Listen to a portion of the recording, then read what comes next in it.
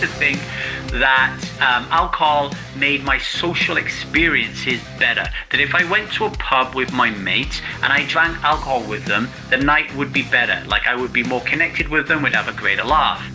But really, when I actually put that paradigm, that belief underneath a more experimental lens and really kind of looked at it and thought, is that true? And went out thinking in my brain, all right now I'm going to go out drinking with my mates and I'm going to really focus on what happens, right? Then I realized I could only focus so much until I eventually entered some state of semi-blackout, right? Why do we need Alcohol Awareness Month for something that we already worship? We glorify alcohol like it's a sacred ritual at weddings, funerals, baby showers, football matches. It's the cultural glue, and yet once a year we pause to admit it's fucking killing us. Let's talk about the absurdity of that.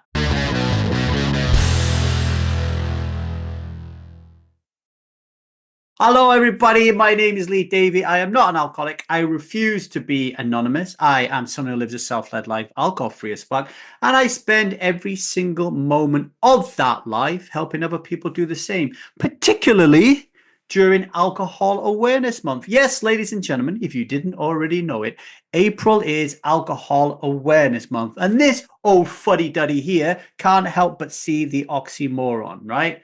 Maybe I am a moron for seeing the oxymoron, but you know what I mean. A whole frigging month dedicated to raising awareness about the harms of alcohol, whilst at the same time, we keep pumping it into our social bloodstream like it's oxygen. We don't have a heroin awareness month. We don't have a meth awareness month, right?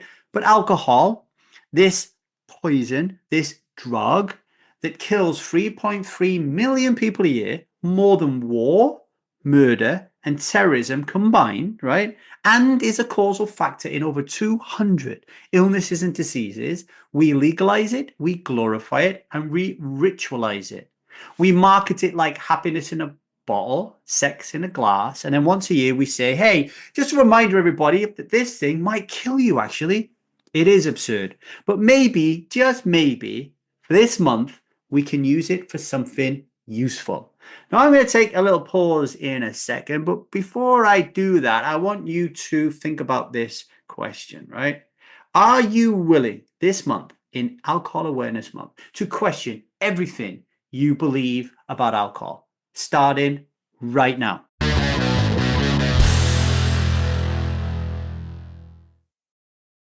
Welcome back to the 1000 Days Sober podcast. We are talking about Alcohol Awareness Month and the absolute absurdity of actually legalizing the drug, selling it to people, helping them kill each other, and then say, well, hang on a minute, we need to raise awareness of this because it's a bit of a bad idea. So we're going to question the entire thing, really, and I want us to focus on the value proposition.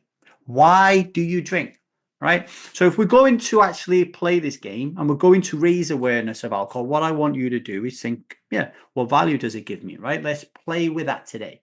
So why do you drink? Have you ever asked yourself that question? When I asked myself that question, I realized that the only reason that I drank alcohol was because, as Seth Godin used to say, people like us do things like this. Yeah, I drank alcohol every single day as a daily drinker, as someone suffering from alcohol reliance, only because that's what I'd done my entire life. No other reason, right? Do you believe it gives you something? Does it give you confidence? Does it give you connection? Does it give you calm? Does it give you, I don't know, a personality, right? When I asked myself those questions, the answer was no, no, no, no, no, no, no. Back to the only reason I drink is because I always have. And if you think that alcohol does provide you with value, is it real or is it a well-marketed illusion, right? Is it a well-marketed illusion? So, for example, I used to think that alcohol made my social experiences better. That if I went to a pub with my mates and I drank alcohol with them, the night would be better. Like I would be more connected with them, we'd have a greater laugh. But really, when I actually put that paradigm, that belief underneath a more experimental lens and really kind of looked at it and thought, is that true? and went out thinking in my brain, all right, right now, I'm going to go out drinking with my mates and I'm going to really focus on what happens, right? Then I realized I could only focus so much until I eventually entered some state of semi-blackout, right? And I realized that actually, when I drink alcohol around my mates, I don't get closer to them, I get further away. And I can't say that I enjoy myself anymore when I drink, because actually I kind of lose the plot. I can't actually remember what is going on. I do at some point reach some kind of semi-blackout. So it's wrong, it's bullshit. If I actually do value and want to get more connected to my friends, then I should just go to Starbucks with them, buy a coffee or a cup of tea and just have a chat and a laugh. And then I will get more connected. Then I will get deeper. This alcohol thing is actually taken away from that. Alcohol is not connection. Alcohol is disconnection, right? So that was really important to me. Another thing important to me was thinking to myself, how do I feel about never drinking alcohol again? The forever question, right? How would I feel about never ever drinking alcohol again? Well, I can tell you what, I like celery, but if I was to never ever ever ever eat celery again, I wouldn't spend too much time worrying and thinking about it.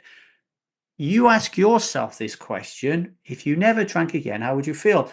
Most people who listen to a podcast like this would feel really uncomfortable. And if you feel uncomfortable, if you feel defiant, how dare Davy say to me that I have a problem? Or you get really defensive, well, I think it's okay if I drink every now and then, blah, blah, blah. Ask yourself why. Why does it feel so uncomfortable to consider never drinking again? Why? All right, you'll find some gold in that. Is that resistance coming from self, or is it coming from parts, right? Are you drinking from a place of wholeness, worthiness, clarity, from what I call above the line?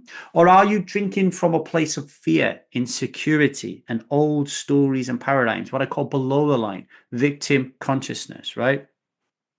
Another thing I want you to think about is the buzz. A lot of people tell me who I coach, I drink alcohol because I love the buzz. I love the buzz it gives me, right? Well, let's go for a bigger buzz, like the biggest buzz, right? So for me, one of the biggest buzz is a really good orgasm, right? So a really good orgasm would be like 10 out of 10. That would be a good buzz.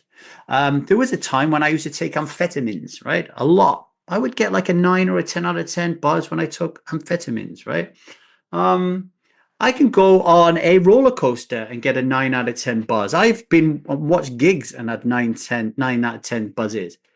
Drinking alcohol. Hang on a minute. So I got a cup of tea in my hand now. Imagine if this was wine and I started drinking it. And if I drank enough of it, eventually something's going to change in my state. But what's the actual buzz, right? Is it like a 10 out of 10? Is it a 9 out of 10? Is it an 8 out of 10? Whenever I ask my clients to do this little experiment, you will find that the buzz is really low. Is low. Actually, when you physically and mentally are present and grounded and you are tasting alcohol and you're focusing on what is this doing to my body? How am I feeling? And you compare it to the other alternatives out there in life, the buzz is really low. It's low. It's fucking bullshit, right? So use Alcohol Awareness Month as a way to go deeper, to interrogate the liquid lie, to unravel the marketing, to trace every simple sip back to its roots. It is all bullshit.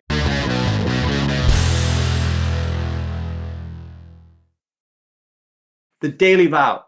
Today, I vow not to drink. And I'm going to ask you to be brave here. I vow to tell one person why. Because awareness isn't a government campaign. It is a conversation. It's your voice, your story. And you don't need a billboard. You just need a moment of courage. And this is why I say at the beginning of every episode, I am not an alcoholic and I refuse to be anonymous. Because my anonymity, if I choose that, means that I am part of the liquid lie. I need to be able to step forward and say, hey, I don't drink alcohol. Here are the reasons why, right? This thing ain't good for you, right? Like, come on. This courage, you could change somebody's life today, all right? We do not need Alcohol Awareness Month. We need Alcohol Truth Month, and the truth starts with you. Okay, that's all I got today. A little bit of a ranty episode, but I hope it hit a nerve, and I hope you got something out of it. Please share it with anybody out there. Talk to a friend and give it a copy to them. Leave a comment, subscribe. And if you want to go deeper and learn more about all the lies, all the bullshit, to really get on top of this and to once and for all put alcohol in the rearview mirror, go to thestrivemethod.com and join their waiting list for the Strive Method, or get a free copy of our book, The Liquid Lie Unveiled, Living a Life Alcohol-Free as Fuck. Until tomorrow, ladies and gentlemen, remember, this is not Alcohol Awareness Month. This is Alcohol Truth Month, right? Drop some truth bombs, share them with me, share your aha moments, and do not drink today, okay? You've got this. Much love and strive on.